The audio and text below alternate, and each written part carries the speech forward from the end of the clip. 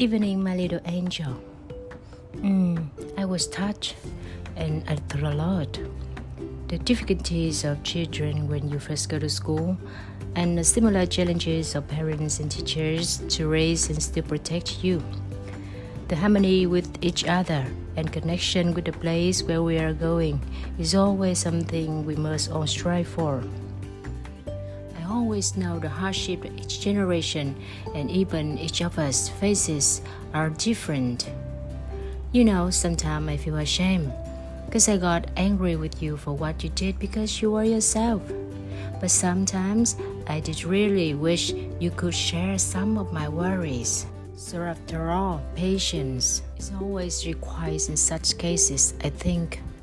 So let us work together for the best of each other. Today's story time, I will read 2 chapters in a row, since each one is short but opens up beautiful scenes and joyful emotions. Let us get started now. The new school, and I like this school. When she saw the gate of a new school, Totto-chan stopped. The school entrance she used to go to had fine concrete pillars with the school's name in the prominent characters. But the gate of this new school consisted of 2 relatively short posts that still had twigs and leaves on them. "This gate is growing," said Totto-chan. "It will probably go on growing till it's taller than a telephone post, Mommy." The 2 gate posts were clearly trees with roots. When Totto-chan got closer, she had to put her head to one side to read the school's name, since the wind had blown the sign askew. Meoikechuyen. Totto-chan was about to ask Mother what Tomoe meant when she saw something that made her think she must be dreaming. She squatted down and peered through the shrubbery to get a better look, and she couldn't believe in her eyes. "Mommy, is that a train?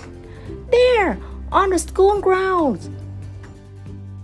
For its classrooms, the school had made use of 6 abandoned railroad cars. To Totto-chan, it seemed something you might dream about. A school on a train.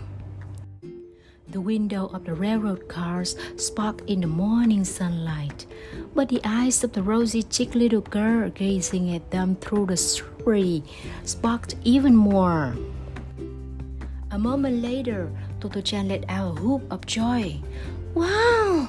and started running toward the train school, calling out to Mother over her shoulder. "Come on, hurry, Mommy! Let's get on this train. It's standing still." Startled, Mother began to run after Totto-chan. Mother had been on a basketball team once, so she was faster than Totto-chan and caught hold of her dress just as she reached a door. "You can't go in yet," said Mother, holding her back. "The cars are classrooms, and you haven't even been accepted here yet. If you want to get in this train, you must be nice and polite with the principal. We're going to call on him now, and if all goes well, you'll be able to go to this school. Do you understand?" Totto-chan was awfully disappointed not to get on the train right away, but she decided she had better do as Mother told her.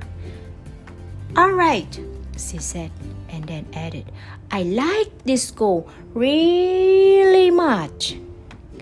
Mother felt like telling her it was a matter of whether she liked this school, but whether the headmaster liked her.